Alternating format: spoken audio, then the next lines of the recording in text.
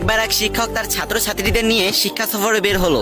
সেখানে গিয়ে সবাই প্রকৃতি উপভোগ করতে লাগলো আর স্যারকে এটা ওটা জিজ্ঞাসা করতে লাগলো। হঠাৎ করে একটা ছাত্র দেখতে পেল একটি হাঁস আর একটি হাঁসের সাথে জৈবিক চাহিদা মেটাচ্ছে। তখন ছাত্রটি স্যারকে জিজ্ঞাসা করলো, স্যার হাঁস দুটি কি করছে? তখন স্যার প্রচুর লজ্জা পেল আর ভুল উত্তর দিল, বলল, আরে ওরা তো একে অপরকে সাহস যোগাচ্ছে। কিছুদিন পরেই স্যার অনেক অসুস্থ হয়ে পড়লো আর সকল ছাত্রছাত্রীরা স্যারকে দেখতে গেল, কিন্তু কিছুক্ষণ পরেই প্রচুর বৃষ্টি শুরু হয়ে গেল। আর এদিকে পাশে অন্য একটা স্কুলে পড়তো স্যারের মেয়ে।